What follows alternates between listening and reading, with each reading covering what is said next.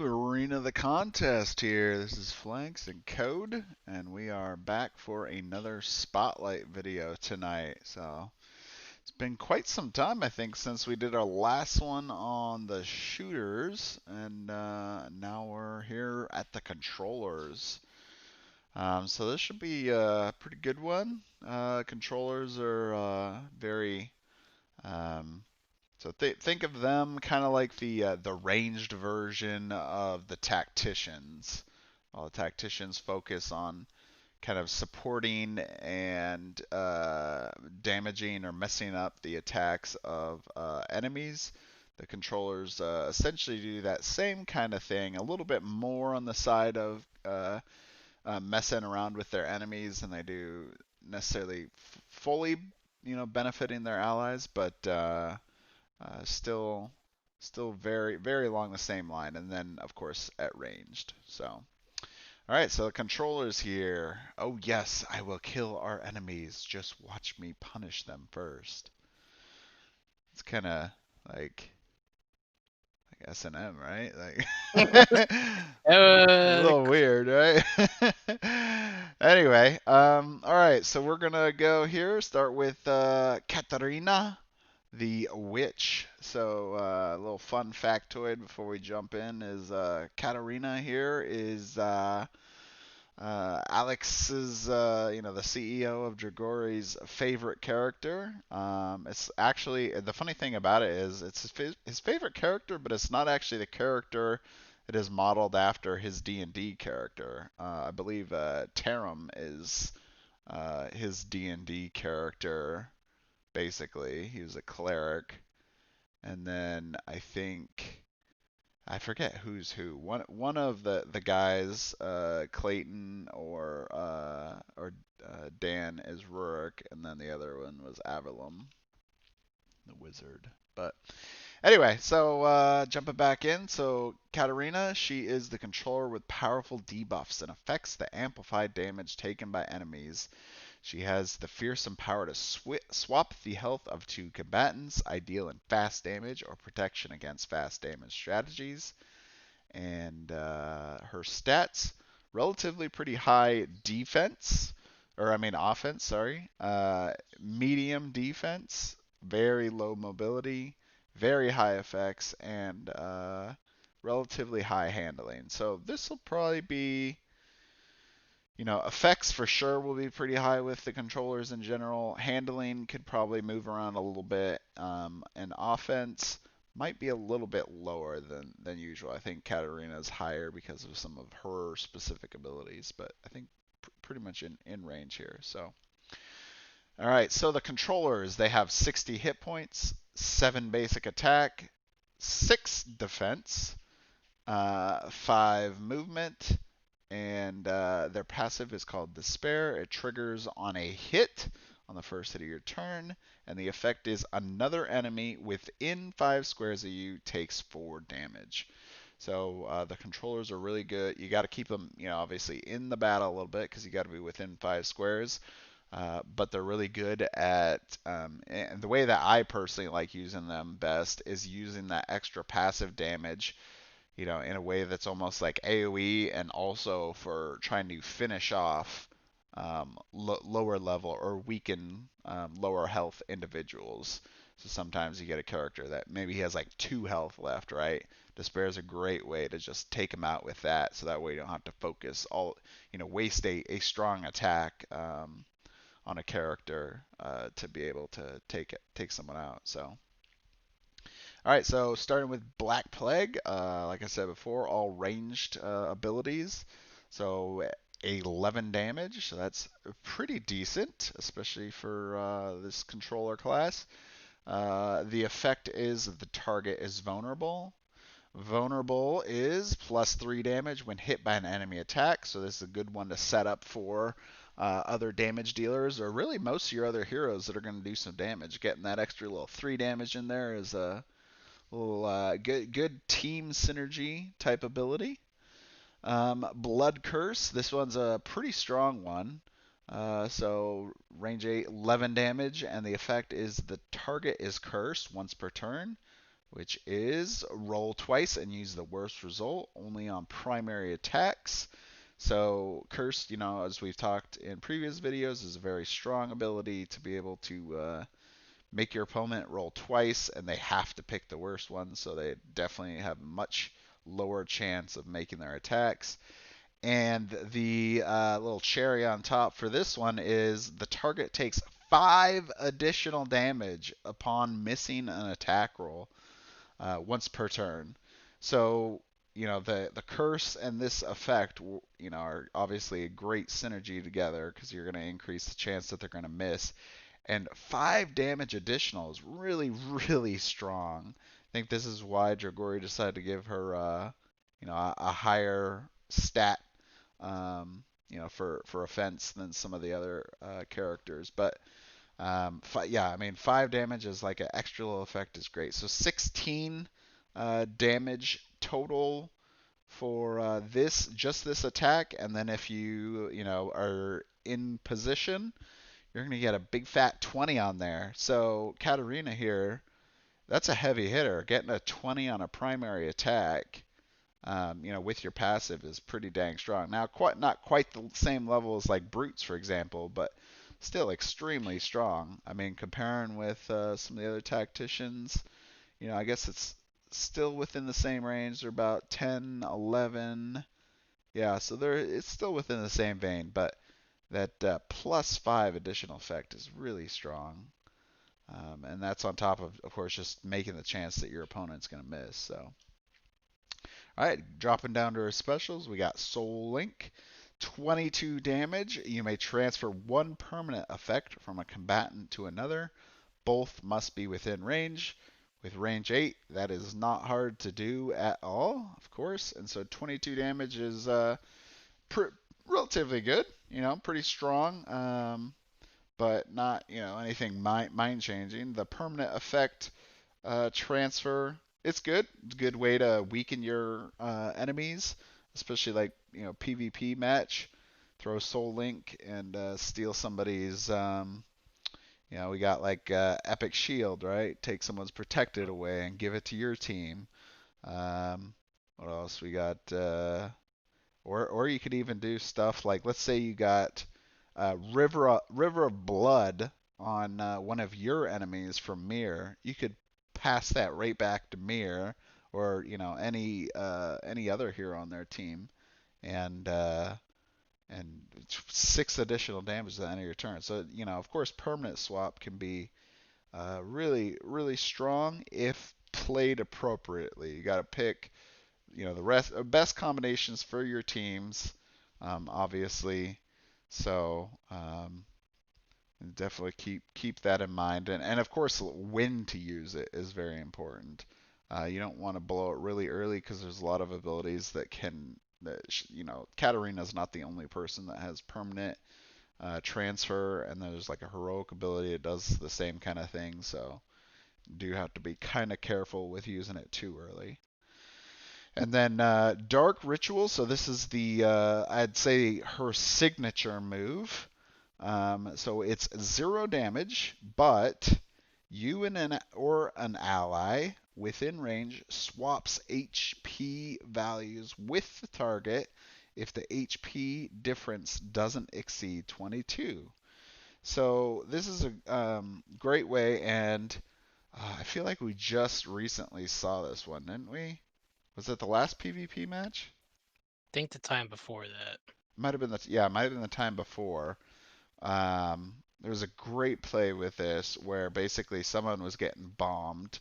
Um, One of the heroes was getting beaten down pretty quick, HP dropping fast, and Dark Ritual was used to trade values with somebody that had higher HP and essentially negate that and put their team on the defensive. So that's a really great way to do this. Um, or I mean that's definitely I'd say like the primary way of trying to protect your team. Um, so it's a pretty strong ability there. So what do you think of Katarina? She's really good. I mean, Soul Link is a good counter. She's good for a counter pick in PvP because of Soul Link. Yeah. If you know, like you were mentioning, if your opponent has a lot of specials or abilities that are gonna have permanents, Yep. that's where Soul Link is very good. And Dark Ritual's just nutsy. I was thinking of that exact same thing you were just mentioning about the other PvP match that she was in and that happened. And it was like that can really change the game Yeah. entirely. So, um, I mean, at least, you're talking about maybe negating 1 to 2 attacks with Dark Ritual right, you're with also, 22 hit point change. I mean, 22 hit point change, especially if let's say And someone's and if you're using it in the right way, you count that 4 damage from despair, so then you're really talking about 26 damage being traded. that's true too. I didn't even think about that. So it's even potentially more than 22, which is, when we start getting to 26, almost 30, Yeah. that's starting to hit hard. And Blood Curse, if you're doing 20s off Blood Curse, you're gonna really Yeah. start putting in the hurt. So she's really good. I mean, I don't think we see her that much on streams, but Yeah, not always. And I think really, so Blood Curse is a great strong ability, but Black Plague is kind of vulnerability is good. It's just kind of like a boring ability, and I know we did actually have one PvP match where we had a player who um, basically I think due to the opposing team being able to, I think it was like what was it? Were you guys were like using Blood Curse every time or Black? I think it was Blood Curse almost every single time, and basically it turned it into a match where one of her primaries was useful and the other one just really wasn't that useful in that situation. So it's not. She doesn't have super exciting abilities. I mean, it's mostly just damage related, and then of course the one effect one. right. I was just gonna mention that Blood Curse kind of overshadows Black Plague, just because what the potential of it does, you know. Yeah, I mean, yeah, Blood Curse is very I mean that 5 damage it's just so strong, and with vulnerability is only going to give you 3, right? Hmm. So you're talking if we're just negating despair in this example, that's only 14 from Black Plague versus Blood Curse, potential to give you 16. Now obviously, well, I mean really both both of those abilities is going to require 2 rolls to essentially get that much damage, right? So you have so Black Plague is you're only going to get vulnerable when one of your other allies rolls and they hit. They'll get that +3 damage. With Blood Curse, the enemy would have to roll. Um, so yeah, I guess it'd be 3 rolls in Blood Curse's case, right? Because you got to roll 4 Blood Curse, and then the enemy's got to roll twice, and at least one of those has to miss. So, I mean, it could be made, maybe 2, but yeah. So, it's a little bit of a trade, but Blood Curse definitely is the stronger ability. All right. Let's see. What do we want to go to? So we're gonna go next to Zafara, the fallen angel. There's quite a bit of lore in the art book. If you guys didn't read Zafara, I mean, I haven't gotten, I think, through all of the characters, and even still, not all the characters' backstories are super interesting. I'd say the most interesting thing about Zafara's lore is she is a fallen angel that actually followed Venaris, uh, because I guess it's kind of a weird story. I mean, I don't want to ruin it for everyone, but basically Askren is kind of a jerk. And he's the leader of like the angels basically, and so a lot of people didn't like him, and Venaris apparently is kind of a pretty decent guy. He's got his own demon ways, but relatively pretty decent, and he brings in Zafara, and and she kind of joins him, so she becomes the fallen angel. But anyway, so it's her model. I guess we didn't even get to the model. So Catharina's model, relatively pretty similar. She's got a pimped out staff that she did not have before. And she's like holding like I don't know if that's a book or a globe or what exactly she's holding in her hand, but of course, everyone's just got a little more detail. Really, for her, it's that staff that's pimped out. It's a But nice staff. yeah, Zafara, in my opinion, I did not like her new sculpt. Her last one was okay. It wasn't super great, and the new one, in my opinion, is a little bit worse. I mean, it's got significantly way better detail on those wings, which is fantastic. But just, I don't know, it just looks weird. When I see this picture, I think like Bird Lady. I don't think Fallen Angel. I don't know about you, but that's what I see when I see this new models. Bird Lady. Hey guys, sorry to jump in unexpected. Are you currently playing or? Oh, sorry. So tonight we're just doing a spotlight video on the controller class.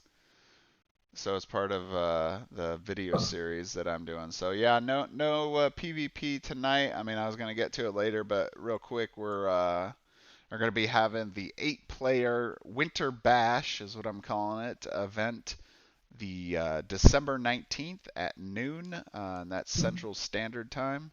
So make sure to translate to your geographical region. But many basically, hours later, basically. what was that? So basically, many hours later. Yeah. So it's a long ways away. Next week. So it should be pretty Mhm. fun. Are you planning to attend this? So basically, let me check. You're playing on Saturday this time. Yeah. And Okay. it's for me, it's obviously noon, so mid afternoon time. Yeah, I mean, it should be around.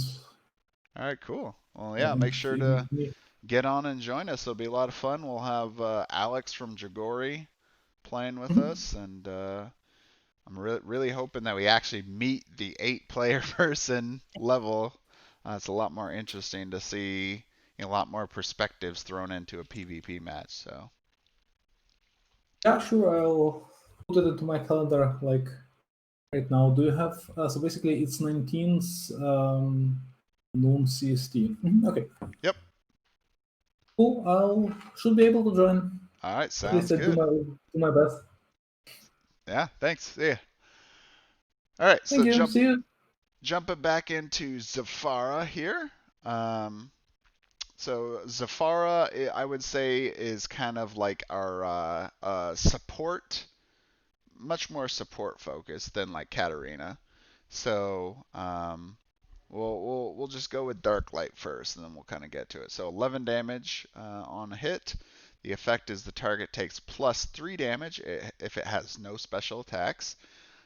So for people that don't know, the core game of Arena, basically almost all of the bosses and the minions or other villains in the core game of the campaign do not have special attacks. So basically, you're getting an assured 14 damage every single time. And then, the second aspect is the target can't make special attacks and ignores all helpful conditions on it.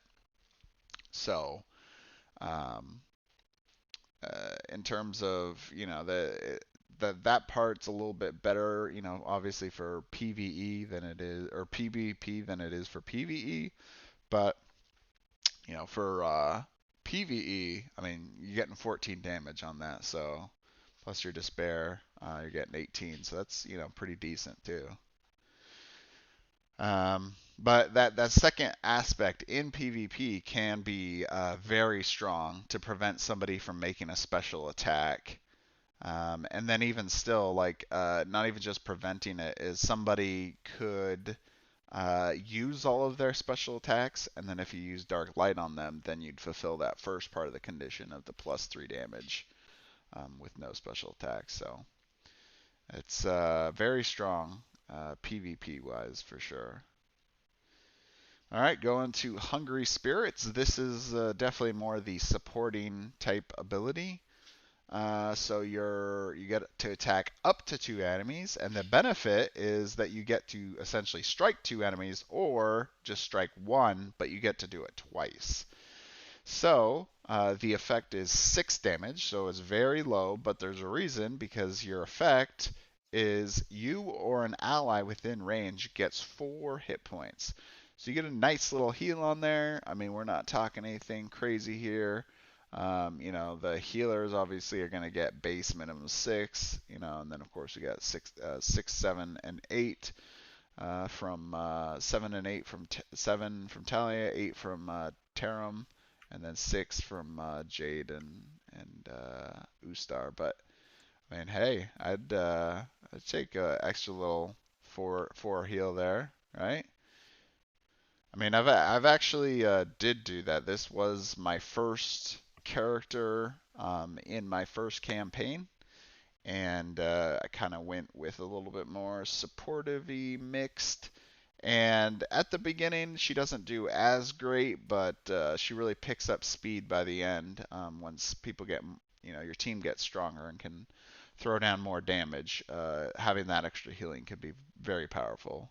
So what's good, and really what great about this one is this ability almost makes her become a multi-target attack machine, because you get to choose between attacking a target twice or 2 different targets. So you could throw 6 damage at one enemy and 6 damage at another, and then you also get to apply that 4 damage from Despair on that second enemy. So you get 6 damage on one, and then you get 10 damage on the guy that you attack second. And you only need to hit once to trigger the effect.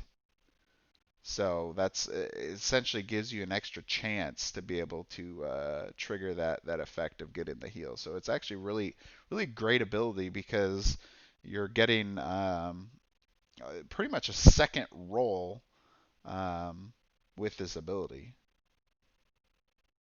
So Hungry Spirits is one of my top abilities there.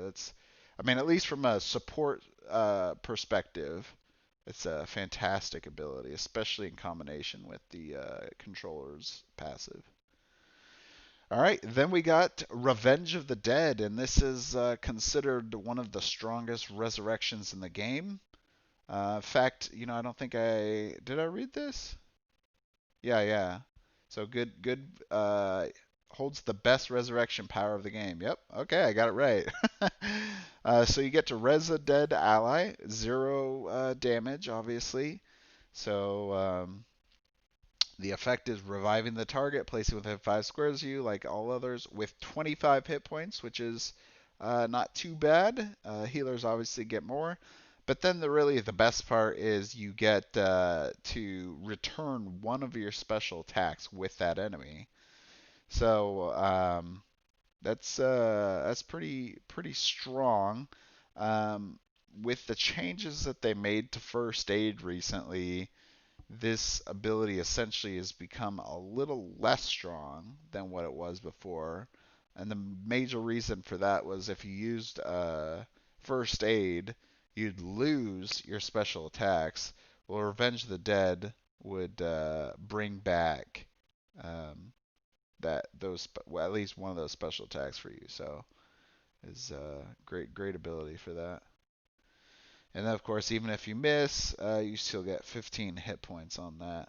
So, and of course, remember with any ability that's like a heal like this or a resurrection, you have to exceed the defense of the ally that you're using it on. So if it's like a tank, for example, you got to beat that 8. So that can be a little more challenging. So you can, now I was just thinking about it. Can you use exposed against? Do not apply on attacks by allies. I don't know if you can use I was thinking, can you use focus on Revenge of the Dead? What do you think, Code? Uh, Could you essentially make, like, let's say you're trying to resurrect your tank, could you become focused to expose them so they have, better chance for you to be able to hit? it's a good question. I actually have to see what focus is actually like the terms that they use. I don't know if focus is a hit on an enemy only type I deal. thought Like, I thought it actually said that it had to be. Um, I thought it said it had to be it was essentially just exposed. But let's see if it's in here. Focus, page 20. Let's check it out real quick. Try not to take too much time on this one.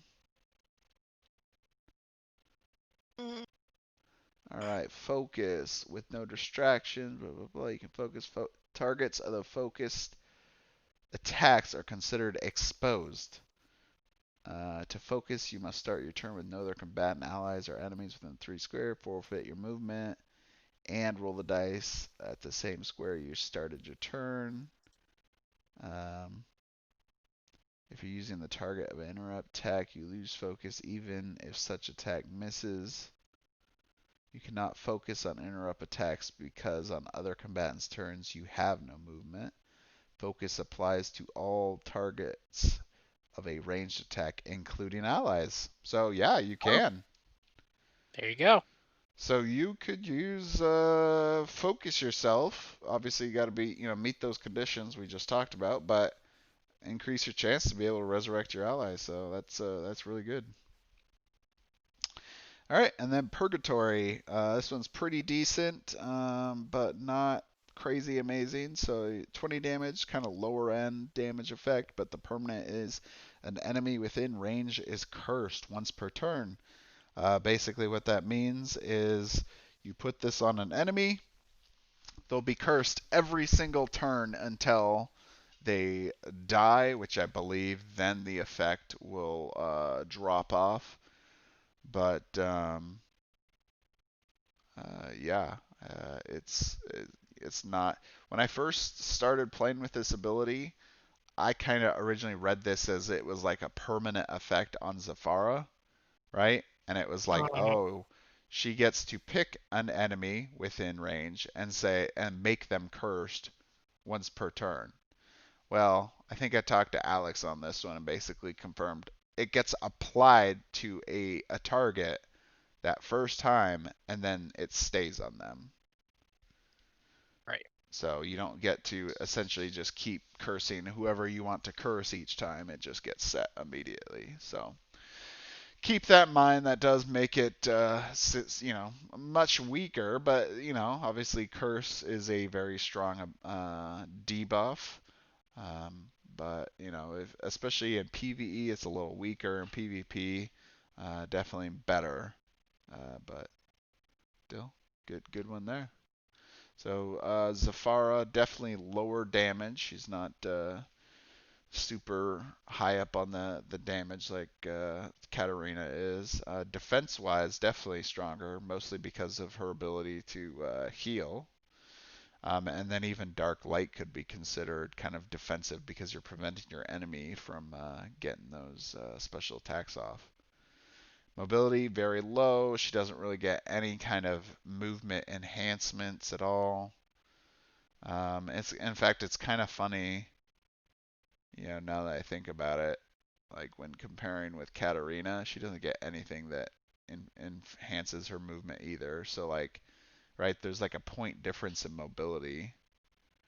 And it doesn't really change anything. The only thing I guess that could be considered like movement is her Revenge of the Dead, where she gets to resurrect the target that's within 5 squares, and then or resurrect the target that's 8 squares out, and then resurrect within 5 squares, so you get to place her wherever.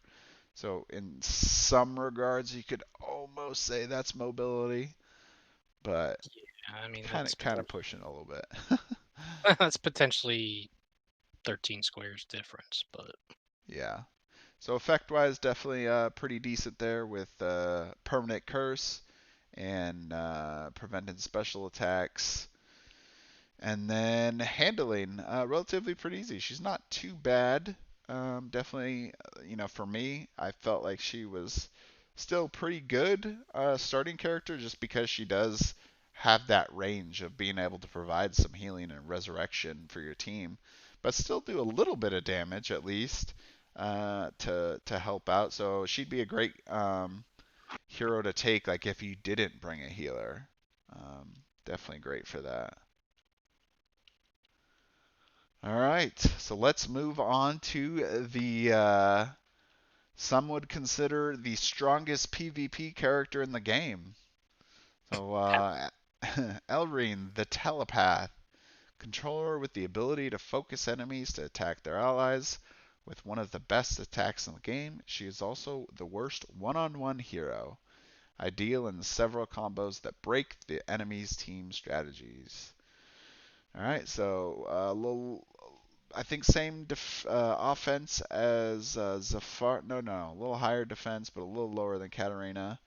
Offense-wise, defense-wise, same. Mobility much higher, and we'll see that. Effects maxed out, and handling all the way down. That is for sure. Catharina or Elarine, sorry, is definitely a hero that you fully need to understand the rules of, like for instance, all the Overlord rules. You need to understand um, other heroes' abilities to be able to utilize her very well. So I'll kind of get into explaining why that is, but can be a very challenging hero, but she can also be essentially one of the most fun heroes to play, especially more so for PvP than PvE. But uh, yeah, she's great. So here we go. So Mind Link, uh, range 8, 7 damage, so that's pretty low damage, but you get to do an ally within range may move up to 2 squares and make a basic attack. So keep in mind, when you get to move an ally, you could move this ally out of reaction attack area and be able to make a basic attack with them. So maybe, especially this is good for any other ranged character, right? So you're moving a healer out. You're moving out maybe one of, well, I guess the bruisers wouldn't be a good example for that. So healer or shooter for sure would be your go-to classes to use with this one. But you could use it with essentially switch targets too. I mean, you could pull out maybe Qatar or Cedric. I mean, it doesn't really matter because you're just doing a basic attack. But pulling out like a brute character or even a tank. I mean, a tank would be a great one too because of circle of protection, being able to put that tank into a different spot. So maybe the enemy decides to roll in their tank next to your tank, and then it's kind of like, all right, well, we're just tanking it out here. But you wanna really negate somebody else on their team. Well, you could move your tank over on top of a brute, and then that brute now, when they get to their turn, is gonna have to attack your tank. Otherwise, they get that debuff and take damage. So there's a lot of possibilities with Mind Link, and I'm sure I'm just in this character. I don't know if I could ever fully explain all the combinations that are possible with this character because she has so much going on. All right, so Puppet Dance, range 8. Benefit, gain a bonus 2 to your roll. You get 0 damage, so you're not going to do any damage with specifically Elarine's attack other than Despair if you make that hit. And then the effect is you may move the target up to 2 squares.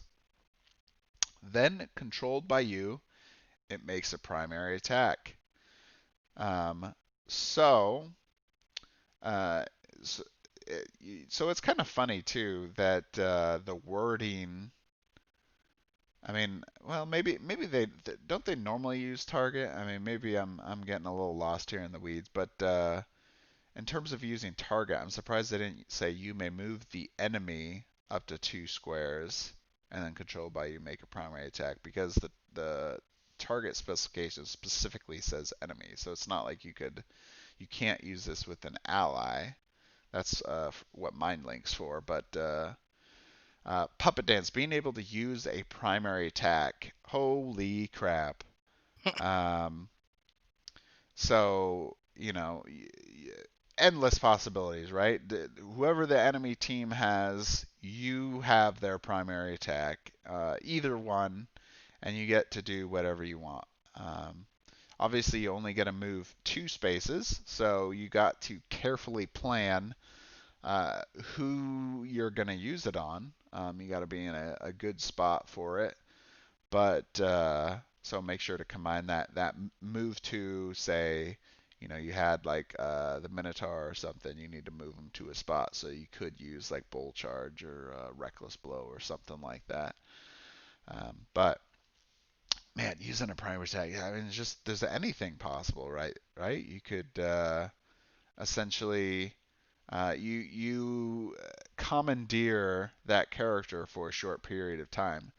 So you could even take Tarum, for example, use Sacred Flame, um, remove from an ally within range all temporary effects. So you're healing up or taking off effects on your team, and then you're healing somebody for 8.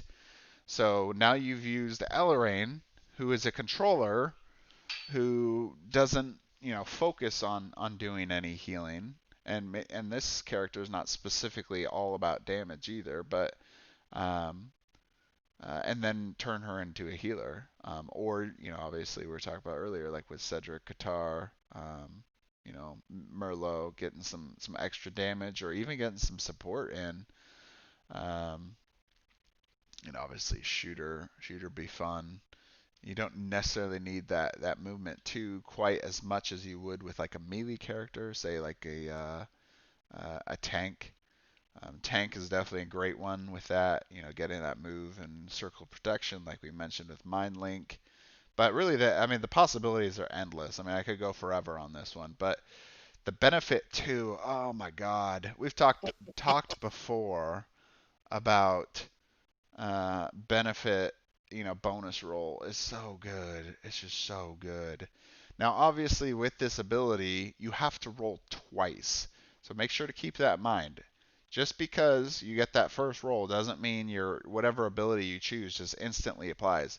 You then have to roll again. So that is the biggest downside of Puppet Dance, is you have to make 2 rolls to make this effective. Because essentially, let's say you roll Puppet Dance, you take I don't know, let's say Sir Eric, you roll him up, and I mean, you could do something crazy like this: shield of faith, and get another bonus to your roll, increase your chance to hit. Um, but point is, right? You can miss that one, and essentially you do 0 damage, other than the 4 damage from despair. So, but you can move the enemy out of place as well. So there's still a little bit of benefit to that. Anyway, Puppet Dance, Mind Link, fantastic primaries, endless possibilities with both of them. I mean, we could just go forever on that. All right, let's go down to these special attacks, because if you didn't think the primary attacks were too strong, strap in, people. The special attacks are just as fantastic.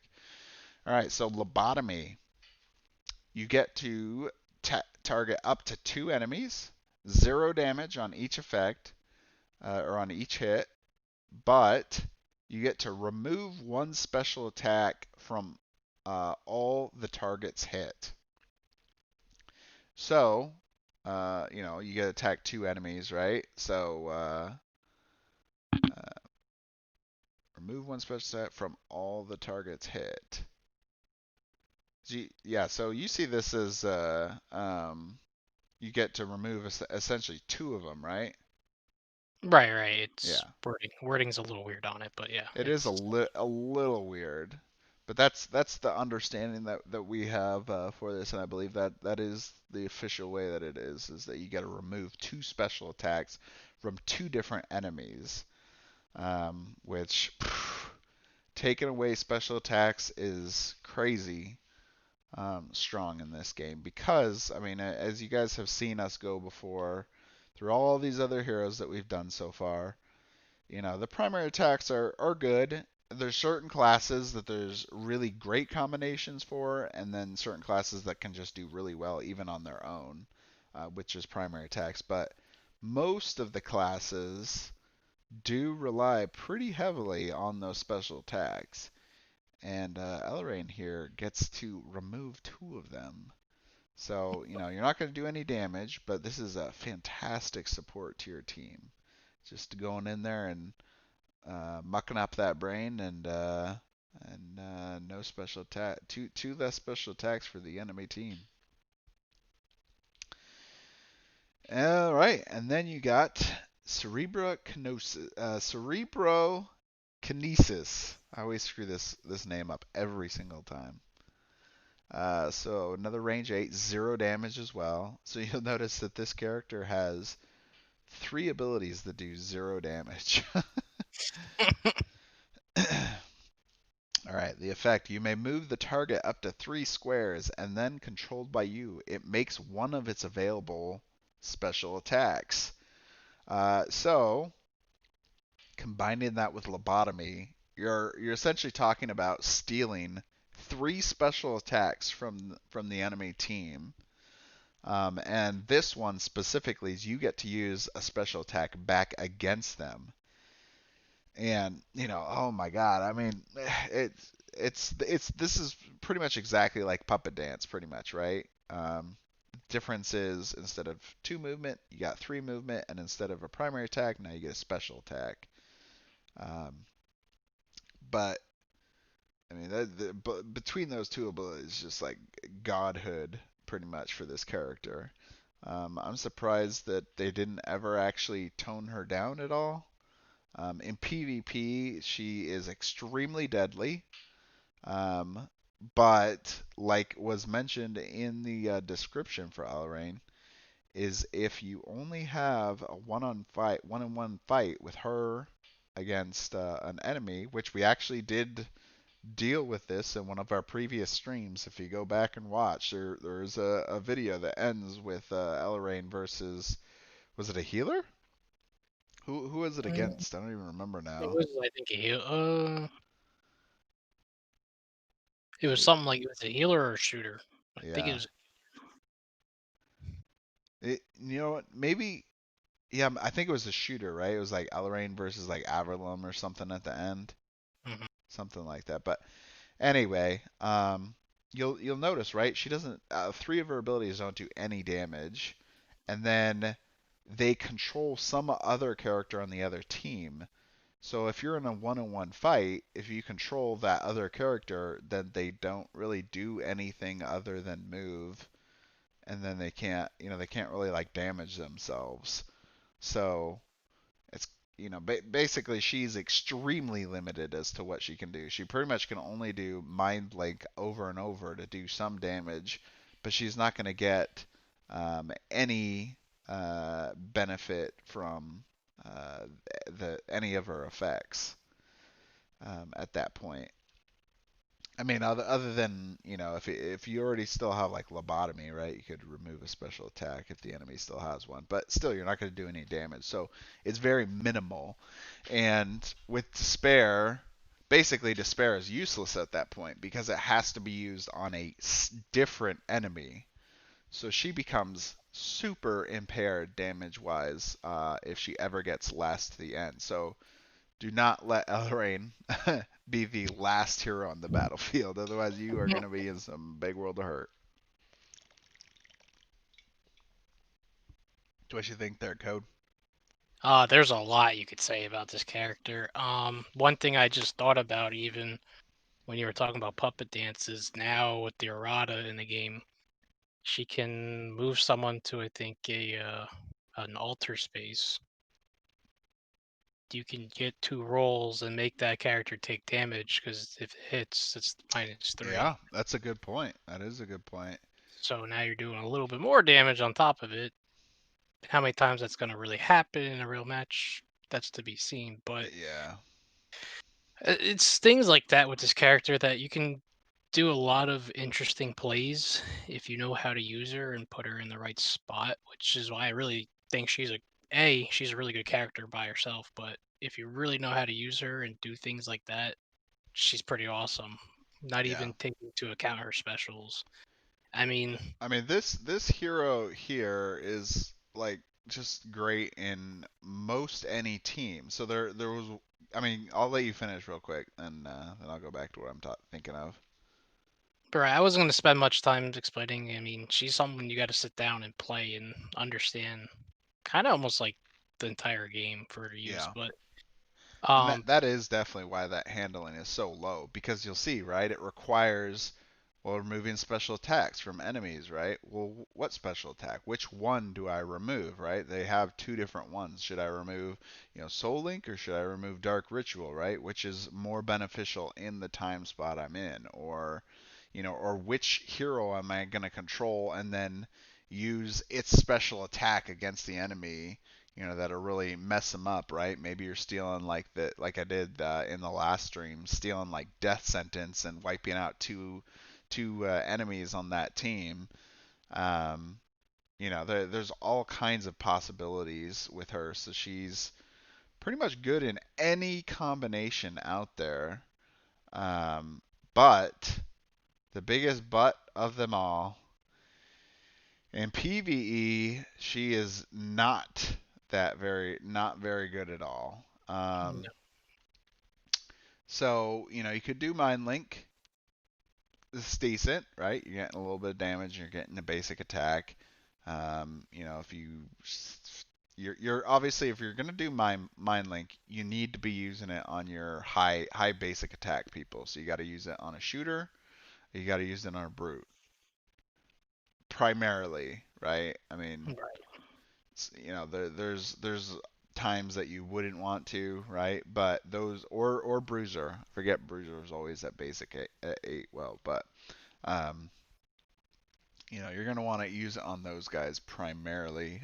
But so that's good. But then the puppet dance, you controlling a primary attack on the enemy team usually isn't always that good, because some of the primary attacks aren't that good from the PvE enemies in the game. Now that's not true all the time.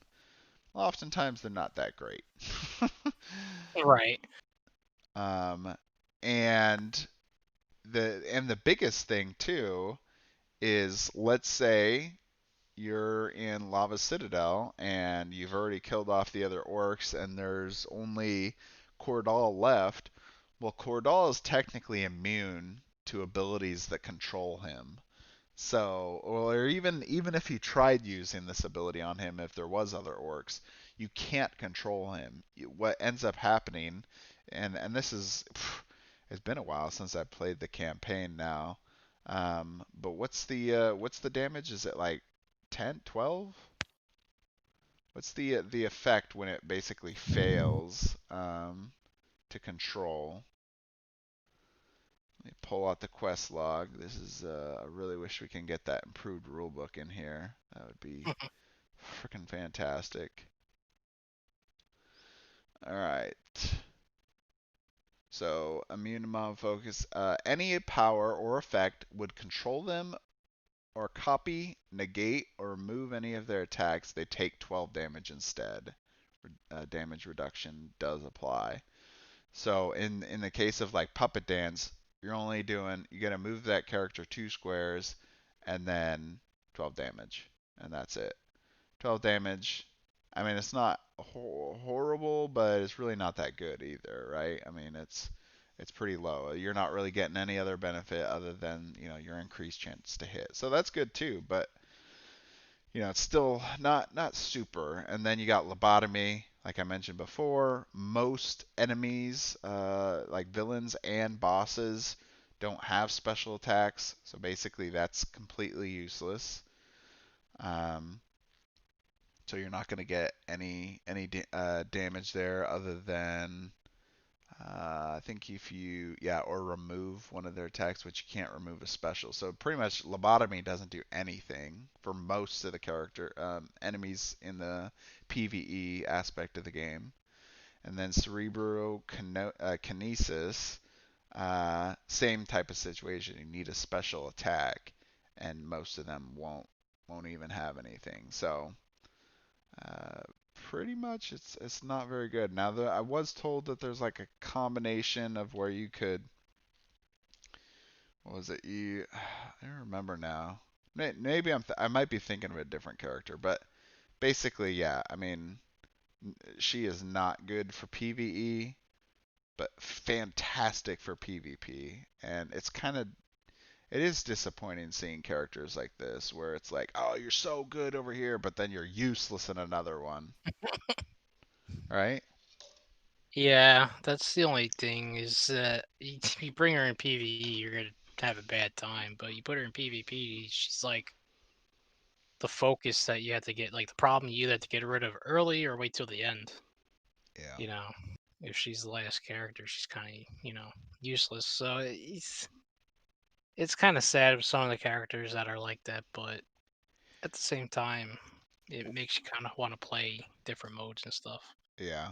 Well, and I mean, I've talked to Alex extensively on this issue, because I really hate seeing characters like this where basically they're useless or they're very limited. We'll see another character here very soon that I think one of his abilities is not very great, and he'll be a next character here, but yeah, it's disappointing seeing one that pretty much is like, oh well, you could only pretty much ever use this one in one mode. Pretty much. So I will say since we have talked extensively about this, the plan for like Tenaris Adventures is to include more enemies that have special attacks, so that way they basically can be used against them. So we'll see a little bit of a resurgence, I think, of this character in Tenaris Adventures, but I mean, it remains to be seen, really. I mean, all we have is what they tell us, but we don't know for sure. So, all right, let's drop in here to our last controller of the night, Zund, the Illusionist. Controller with versatile powers that prevent some enemy attacks and cause devastating debuffs, while also creating good defensive effects. Ideal in strategies that remove and diminish opposing powers. His offense, a little bit weaker. Defense is a lot higher. Mobility is very low. Effects very high. Handling is much higher than Elarine for sure. So Zund is kind of an interesting character with how some of his effects work, but not everything is super great about this character. So we'll start here with Rainbow Ray, the rainbow that you've always wanted. Um, so 10 damage, so a little bit lower damage than some of the other characters that we've seen before, right? With 11 from Catharina and Zafara. And then the effect is the target can't regain HP and is exposed. So the effect is very strong. Something similar to that is like Count Blake has the target can't regain HP, but he regains 3. Zund is also making him exposed, which is a great setup ability to put with like a damage dealer, right? Like your shooter, brute type character, bruiser, and get that exposed in there and increase that chance to do some damage. So I love the effect. Rainbow Ray in general, though, will sometimes get passed up to this next one, so that's Dangerous Choice. So it's 7 damage base, and then you get to apply one of these effects. So the effect is a choice depending on which mode. So the target chooses one. So And I think it's actually written so on the hero card or on the hero pad, it doesn't actually give you the enough information. So this is one of these cases you have to look at the card and not just look at here, because otherwise you'll be confused if you look at the hero pad. So if you look at dangerous choice, you'll see the target chooses 1. If it is not human controlled, apply a 1 if rolled an odd number, or 2 if an even. So, this is going to be for, obviously PvE, right? So in PvP, they get to choose between the target, that person taking 9 additional damage, which turns this into a 16 damage hit, or that target can't make a primary or special attack for that next turn. So that can be pretty powerful either way. It's definitely a very dangerous choice. It's not really so much a choice in PvE, obviously, because pretty much that character is going to. So the idea is you roll, right? You roll, and let's say you roll an 8 on this one. Then you're going to go with that second, right, option, even. Target can't make primary attacks or special attacks, so you basically, stop one enemy from attacking you for a round, or you get that damage. So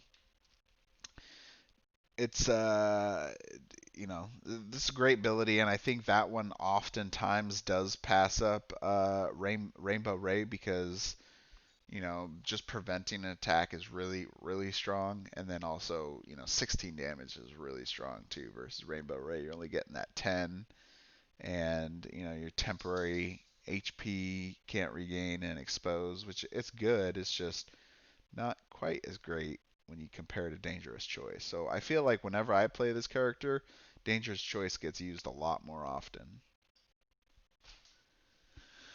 Alright, then jump into his special attack. So Zund does have an interrupt ability, so he gets to make this attack when an enemy is making theirs.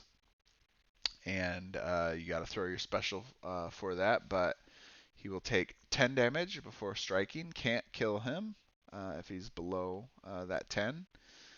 And then he will do 6 damage, which is slightly different from some of the other characters that have interrupts. Like Counterspell doesn't do any damage. Miracle doesn't do any damage. Who else has interrupt here? Nacrel. He does damage on his. Barrier Light doesn't do any damage.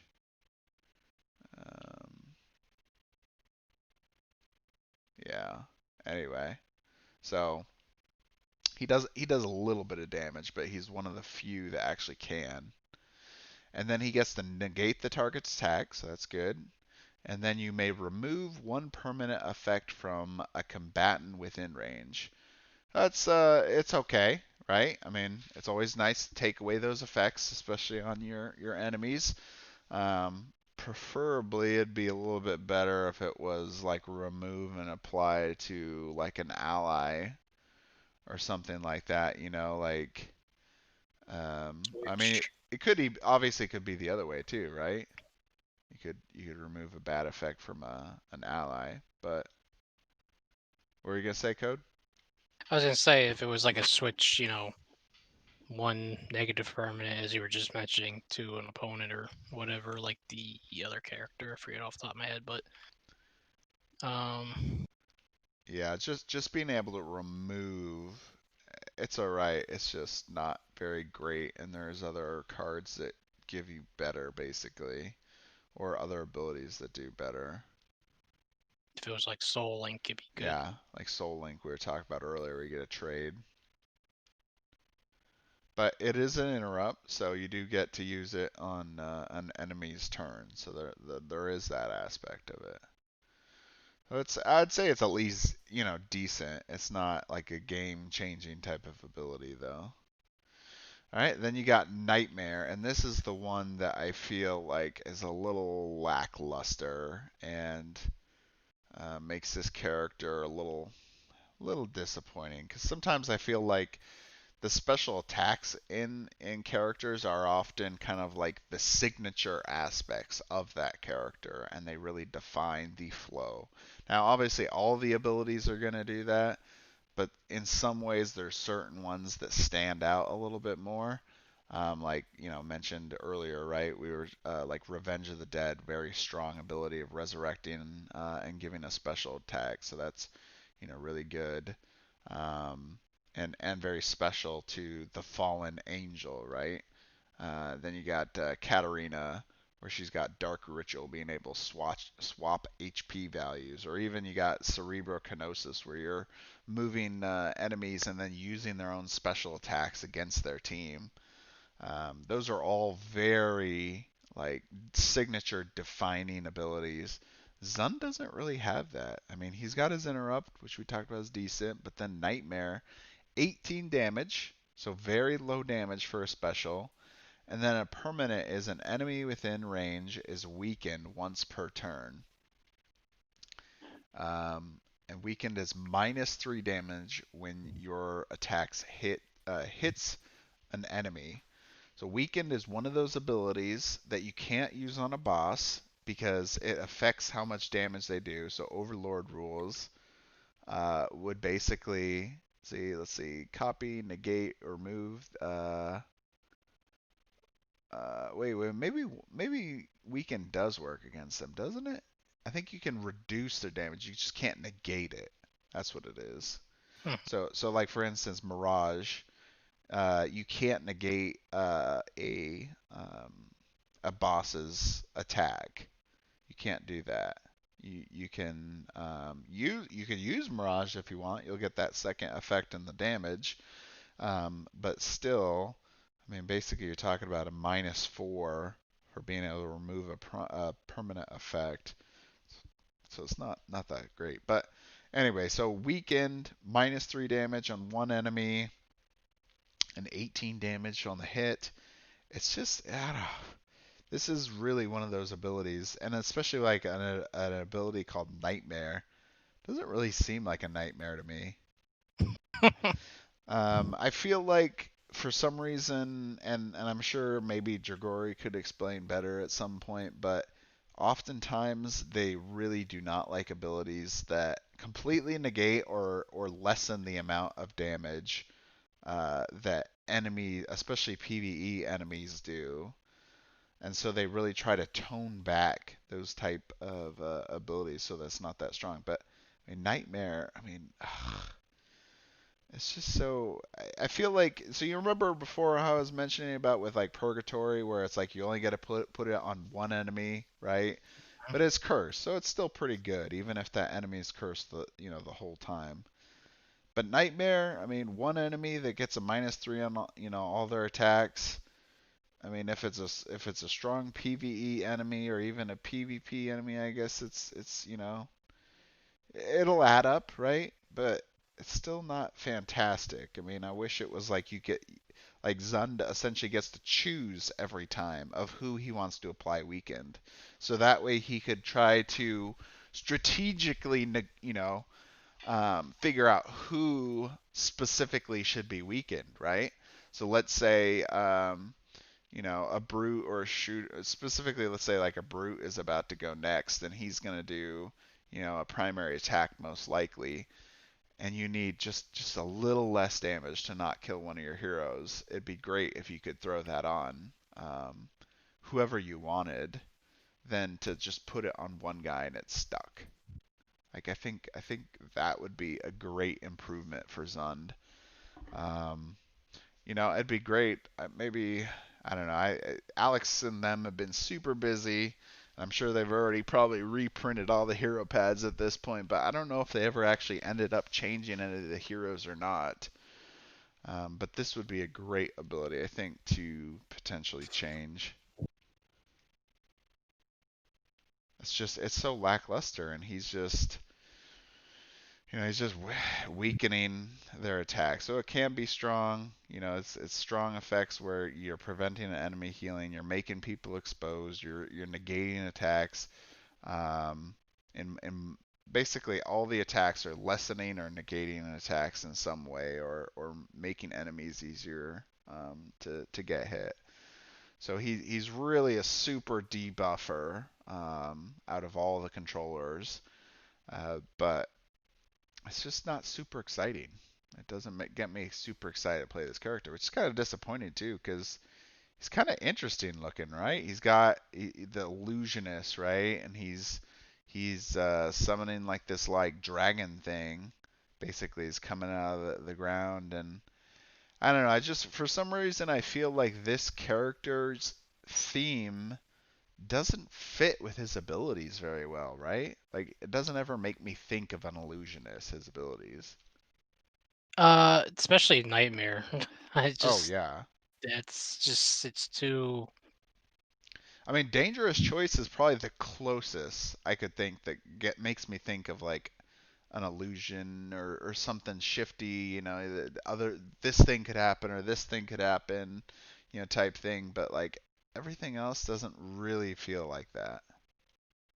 Mirage kind of does. I mean, if it said character misses attack or something, instead of negate, it would seem like a Mirage, like they hit a Mirage or something. Yeah. But so I could kind of see Mirage. It's really kind of a little off, but Nightmare doesn't even seem like his ability. Dangerous Choice is definitely close, and Rainbow Ray. No, I, it's I don't just even know the name. Doesn't even. the Rainbow Ray. I mean, Yeah, like what? poor choice of words, I think, for that one too. It doesn't really make sense at all.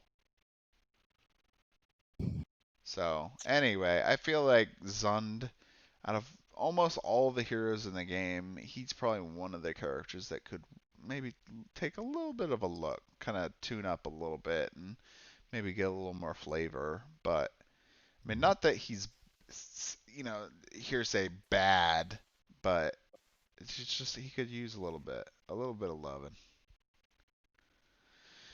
All right, so offense-wise, I'm not sure if I'd even really agree with that much offense. I mean, he's not doing crazy damage with really any of his attacks. I mean, special-wise or not, even that seems a little high. I feel like he's a max 3, really. Defense-wise, probably much stronger if you're counting, preventing healing and weakening effects and negating attacks and all that, for sure. Definitely no mobility, tons of effects, handling relatively pretty easy. Definitely agree with that. So anyway, that is Zund, the last controller here, and so now we'll kind of talk a little bit about the synergies between the controller class and the others. So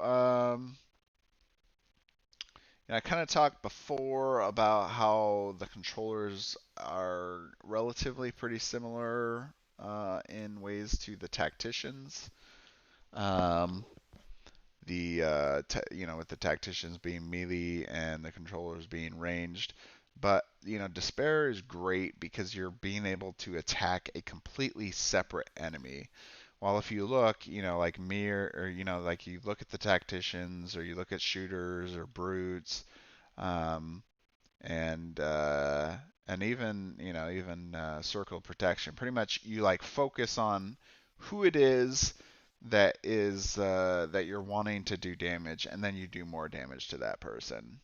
But uh, with controllers, it's a little bit different because you get to do it to somebody else. So you can really strategically plan where you need that little extra bit of damage to go to. So 4 isn't, anything super crazy, but it can add up, and you can start taking down a team little by little, just with the controller getting into the right spots for it.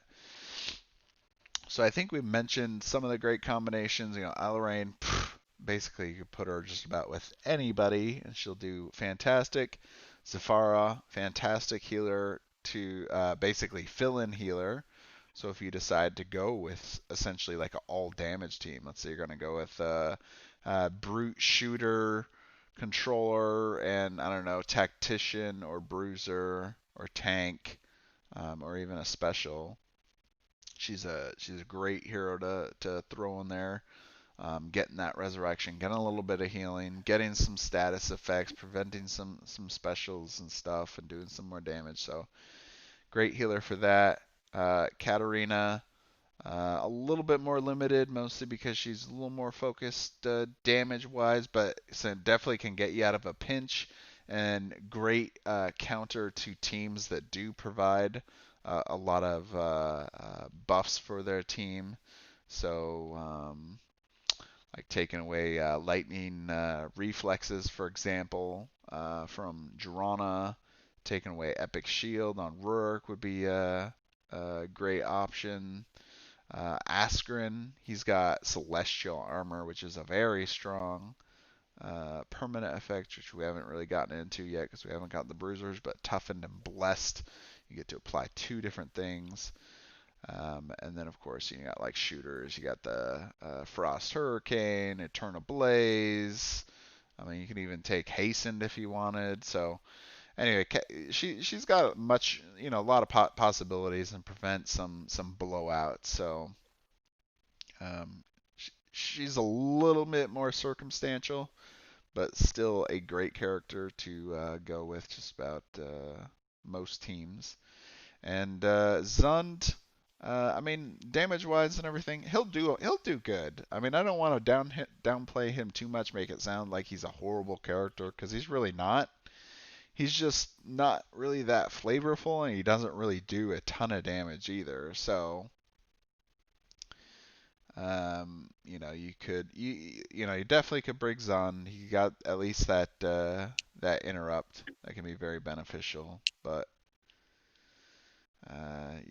Yeah, I mean, there's other heroes I'd usually choose before I'd pick Zund most of the time. Let's see, we got a comment saying, I can understand them being creative with Zund's attack names, but I agree that they don't really make sense. If Rainbow Ray, for example, made the other enemy go into some type of psychosis every turn, that would make more sense, but Nightmare makes no sense at all. Yeah, it's agreed. I mean, I feel like Dragori in some ways when they were like making some of these characters, they were kind of like, okay, well, we need, we want to do this kind of thing of where we're applying like a constant debuff because that's what the controllers are gonna do. Well, what we should give them? Oh, well, Curse is a cool one. Yeah, sure. Okay, well, what else? I mean, Vulnerable is pretty strong. So we have other characters that do slowed, and it's not really that good. And and Exposed probably way too strong. So let's go with Weakened. And it was like, okay, well Zund still needs something.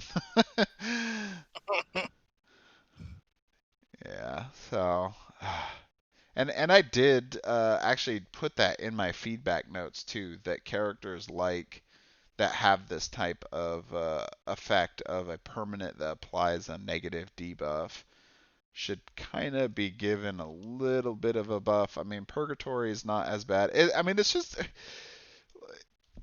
this is what really blows my mind about this. Okay, Nightmare, 18 damage, and the permanent effect Weakened, which is, in my opinion, not that great of an ability, versus Purgatory is 20 damage. So you get 2 additional damage and you essentially get a stronger, in my opinion, negative condition because you're lessening the chance that the enemy is going to do significantly more damage, right? So if that enemy misses their attack, they may, they'll still get the residual 5, but let's say it's a minimum of like a 10, right?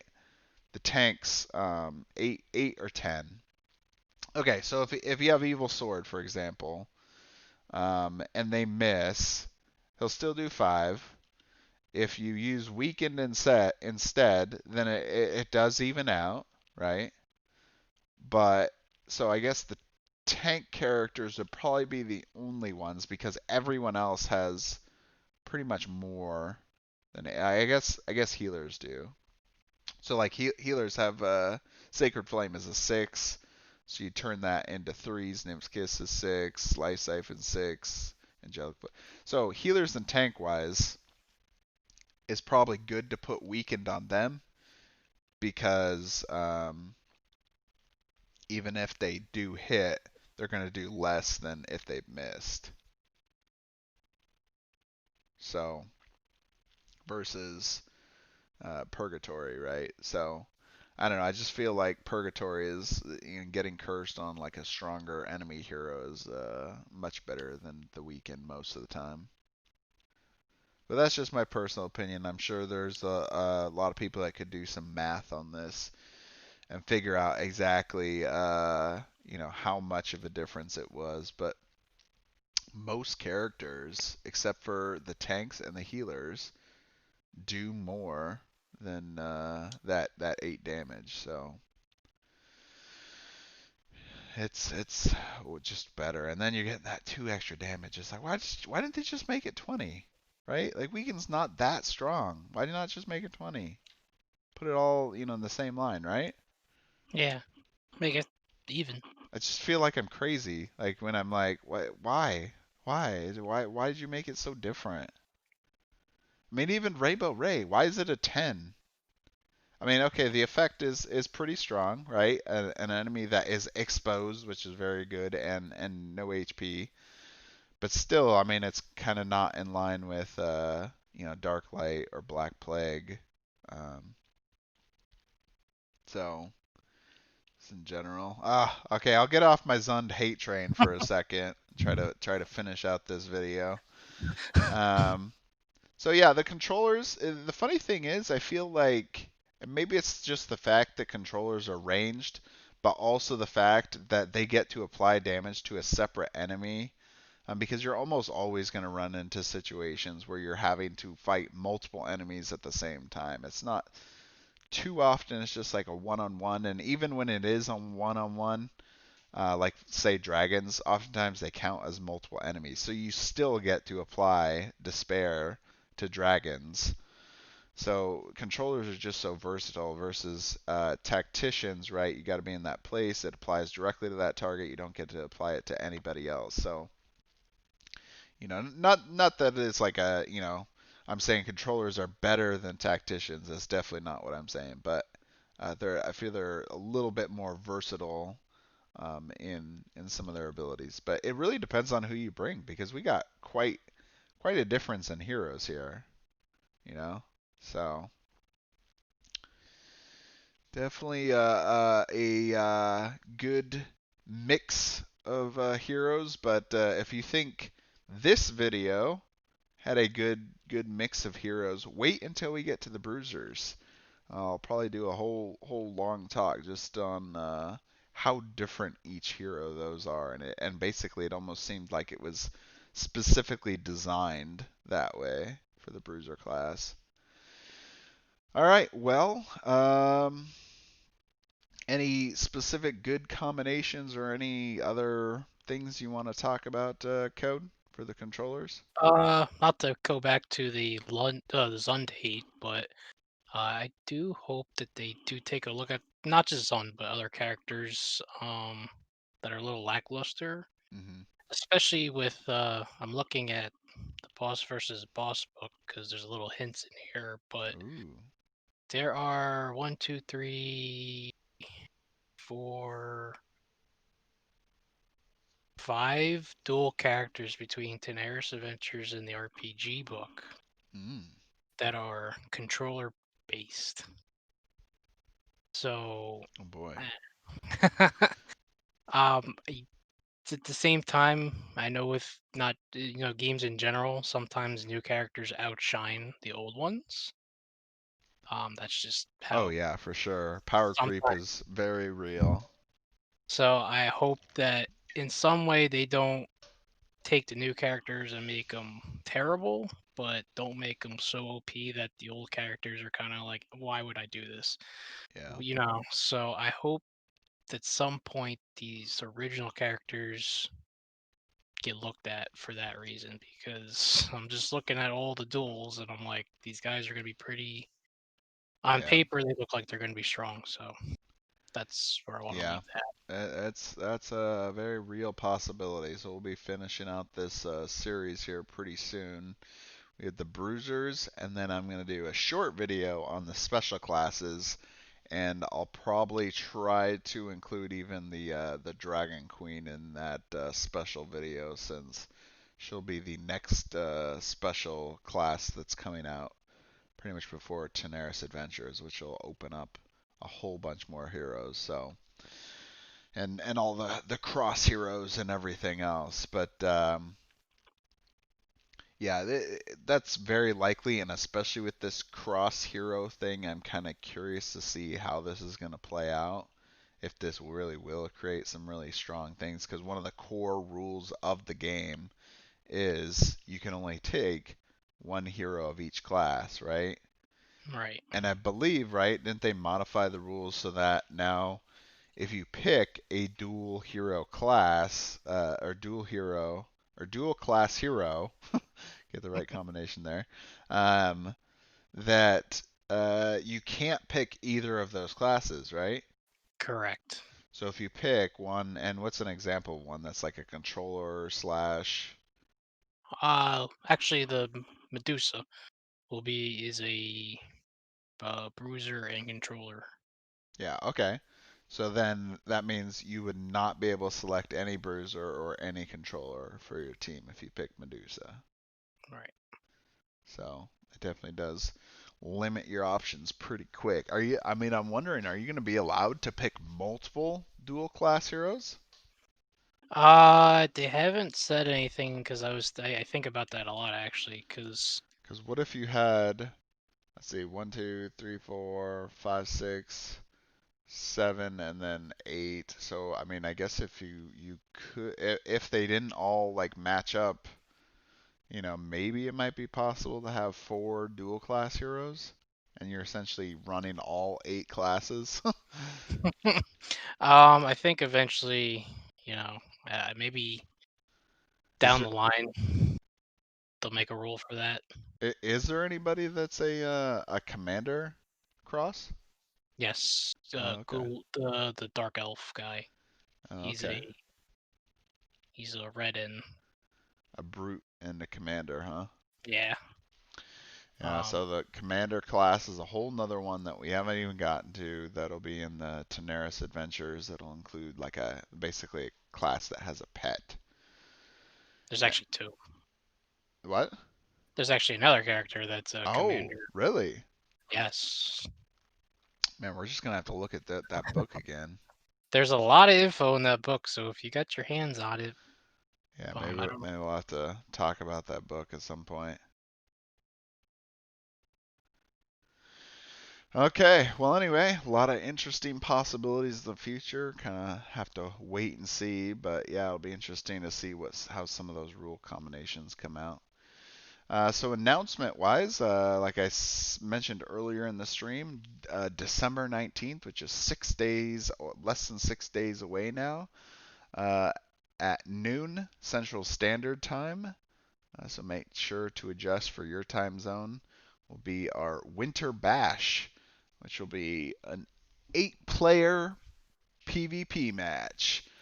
So we'll be having 4 human characters playing 4 arena characters versus 4 human characters and 4 arena characters. So it'll be a pretty crowded game, really. I mean, when you get 8 people, there's a little bit more time waiting around, right? But hopefully, if you have 8 people, maybe a little more minds are thinking and more people are planning out their moves and getting things figured out than waiting around too much.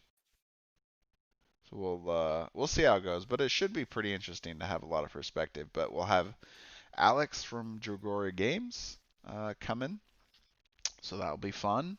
Get him on. Maybe we'll throw a couple questions at him if we can. Um, but otherwise, should be pretty good friendly match here before we close out the year. Other news is we've upgraded the Discord server to a community server now, so we're working towards being able to be shown on the Discord server registry and be something that essentially people can find on their own. And in the process of that, we've added some other moderators here, so now we got We got Code even here as one of our new moderators for the Discord. So congrats on that, and make him do a little bit more work so I don't have to do everything myself. Oh boy. Yeah, right? Anyway, so that's other news, and then I feel like there was one other thing.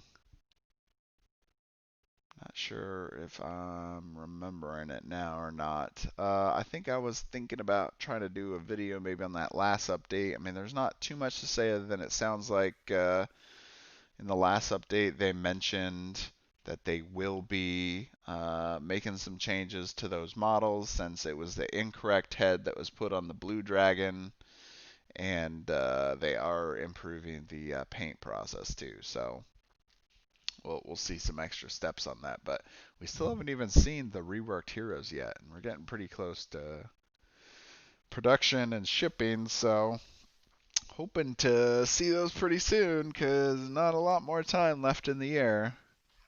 Seems like a good question for Saturday. I know, right? Corner of the man. Yeah, well, he might be able to get out of that one pretty easily. Just, well, I don't have it yet. Okay.